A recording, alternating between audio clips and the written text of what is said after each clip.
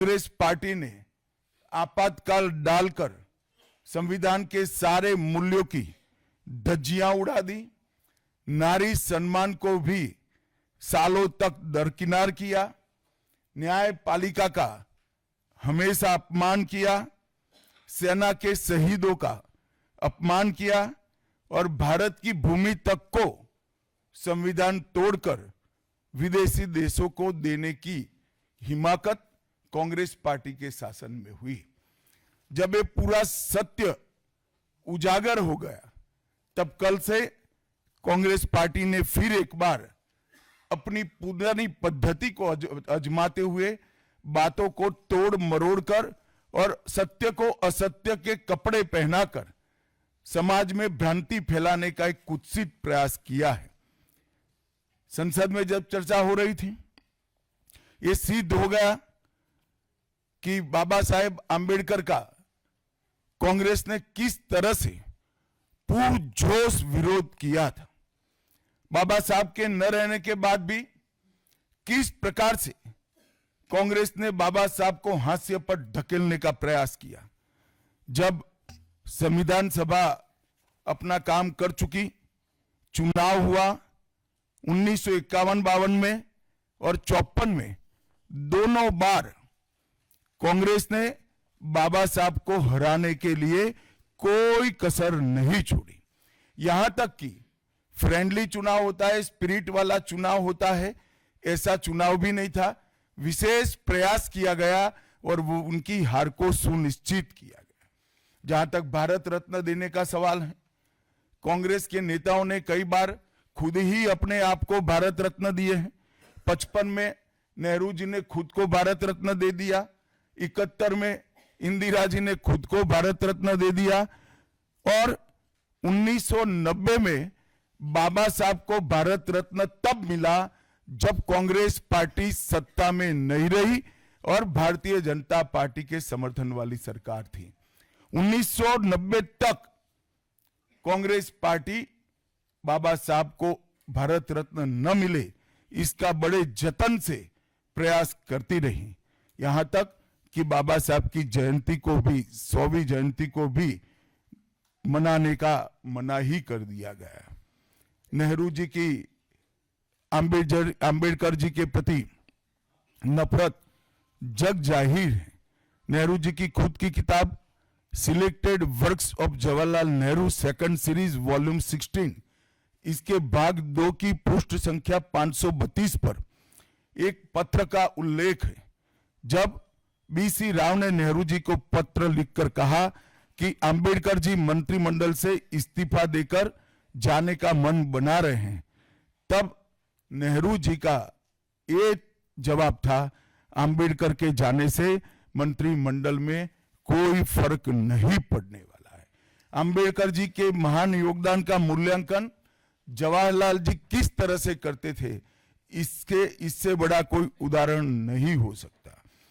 जब पंडित जी की एक और किताब को पढ़ते हैं, लेटर टू चीफ मिनिस्टर में एक उल्लेख है, बंबई के मेयर ने एक पत्र में बाबा साहब के आंबेडकर के जन्मस्थान महू में उनका स्मारक बनाना चाहिए, ऐसा सुझाव दिया। 18 जून 1959 को पंडित जी ने कहा, सरकार के लिए स्मारक स्थापित करना बिल्कुल सामान्य बात नहीं होगी। आमतौर पर स्मारक निजी पहल से किया जाता है।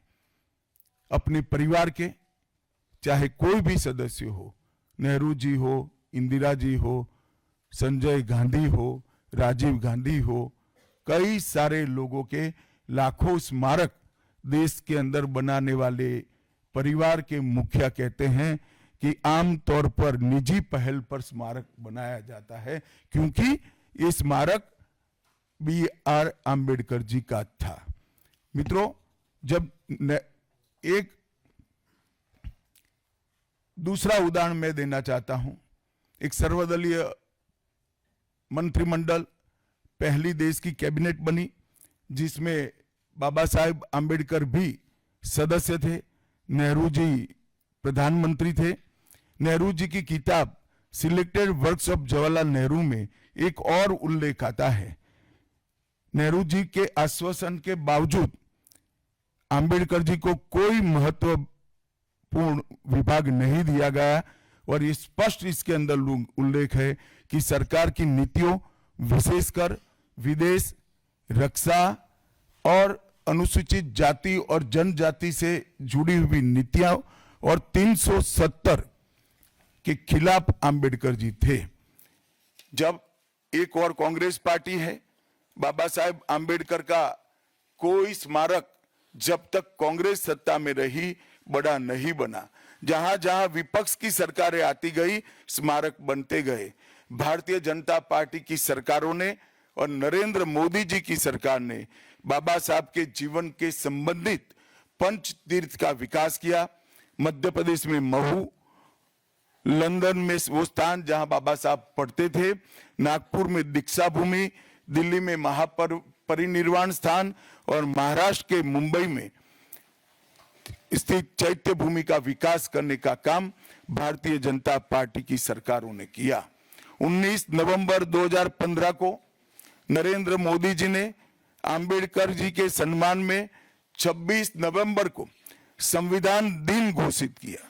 डॉक्टर आंबेडकर इंटरनेशनल सेंटर की स्थापना भी की। 2018 में प्रधानमंत्री नरेंद्र मोदी जी ने महापरिनिर्वाण स्थल पर डॉक्टर आंबेडकर स्मारक का उद्घाटन किया, जो लगभग 2 एकड़ में फैला है। मित्रों, मैं आज जब आप सबके सामने उपस्थित हुआ हूं, तब राज्यसभा में मेरे बयान को तोड़ मरोड़ कर पेश किया गया।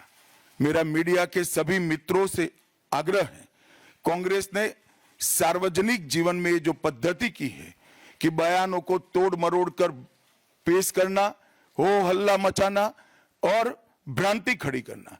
पहले उन्होंने नरेंद्र मोदी जी के भी एडिटेड बयानों को सार्वजनिक किया।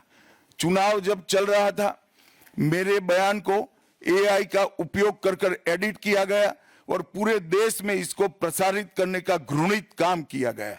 और आज आंबेडकर जी के लिए मेरी बात को तोड़ मरोड़ कर वो पेश कर रहे हैं।